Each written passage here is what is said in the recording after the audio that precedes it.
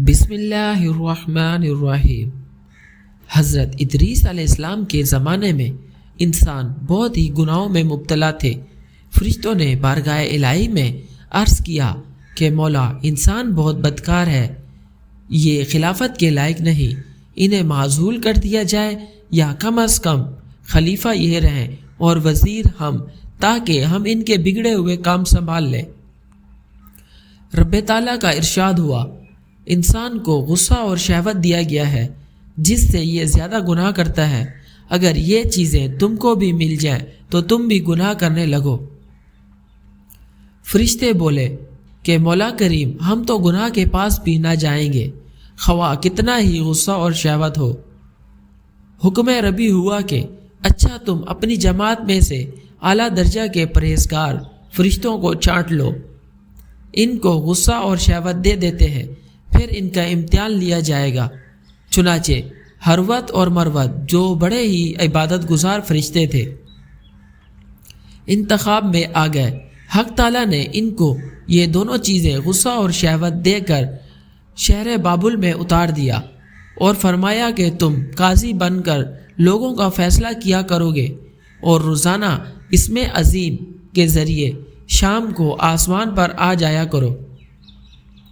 یہ دونوں 1 مہینے تک ایسے ہی آتے جاتے رہے۔ اتنے عرصے میں ان کے عدل و انصاف کا چرچا عام ہو گیا اور بہت سے مقدمے ان کے پاس آنے لگے۔ ایک روز ایک نہایت ہی حسین و جمیل عورت نے، جس کا نام زہرا تھا، یہ ملک فارس کی رہنے والی تھی، اس نے اپنے خاوند کا خلاف مقدمہ دائر کیا۔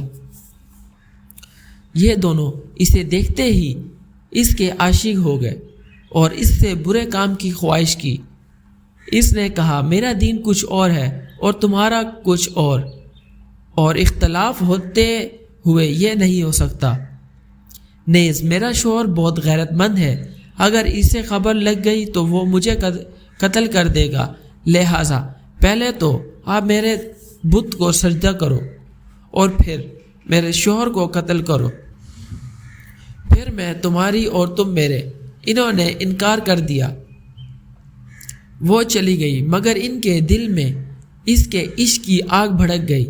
آخر اسے پیغام بھجوایا کہ ہم تیرے گھر آنا چاہتے ہیں۔ اس نے جواب میں کہا، آپ ضرور آئیں، سر آنکھوں پر۔ اس کے گھر پہنچ گئے۔ اس نے اپنے آپ کو آراستہ کیا اور ان سے بولی کہ یا تو آپ لوگ مجھے اسم عظیم سکھا دیں، یا بت کو سجدہ کریں، یا شوہر کو قتل کریں، یا شراب پی لیں۔ انہوں نے سوچا کہ اسم عظیم اسرار الہی ہے، اس کو ظاہر کرنا بہت ظلم ہے، بت پرستی کرنا شرک ہے اور قتل حق العباد ہے، لاؤ شراب پی لیتے ہیں۔ چنانچہ شراب پی لی۔ جب شراب میں مست ہو گئے، زہرا نے ان سے بت کو سجدہ بھی کروا لیا، اپنے شوہر کو قتل بھی اور اسم عظیم بھی پوچھ لیا۔ زہرا تو اسم عظیم پڑھ کر صورت بدل کر آسمان پر پہنچ گئی۔ حق تعالیٰ نے اس کی روح کو زہرا ستارہ سے متصل کیا ہے اور اس کی شکل زہرا ستارے کی طرح ہو گئی۔ جب ان کا نشہ اترا تو یہ اسم عظیم بھول چکے انسان میری اور اپنے کیے رہتے ہیں۔ یہ دونوں شام کو حاضر ہوتے تھے، پھر بھی شہوت میں مغلوب ہو کر سب کچھ کر بیٹھے۔ اگر انسان سے گناہ سرزد ہو تو کیا تعجب ہے؟ تمام فرشتے اپنی خطا کا اقرار کیا اور زمین والوں پر بجائے لعن طعن کرنے کے ان کے لیے مغفرت کرنے لگے۔ قرآن فرماتا ہے، پھر یہ دونوں حضرت ادریس علیہ السلام کی بارگاہ میں حاضر ہوئے اور شفاء کے طلب ہوئے۔ آپ نے ان کے حق میں مغفرت کی دعا کی۔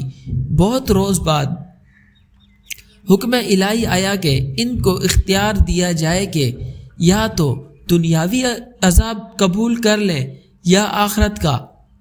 حضرت ادریس علیہ السلام نے ان کو حکم الہی پہنچایا۔ انہوں نے عرض کیا کہ یا نبی اللہ، دنیا کا عذاب فانی ہے اور آخرت کا عذاب تا حیات رہنے والا ہے۔ ہم کو دنیاوی عذاب منظور ہے۔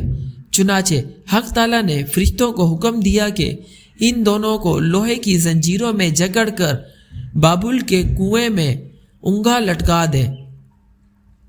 ان کنووں میں آگ بھڑکا دی جائے اور یہ الٹے لٹکے ہوئے ہیں۔ فرشتے بار بار ہر وقت ان کو کوڑے مارتے رہتے ہیں۔ سخت پیاس سے ان کی زبانیں باہر نکلی ہوئی ہیں۔ یہ عذاب قیامت تک ایسے ہی شدید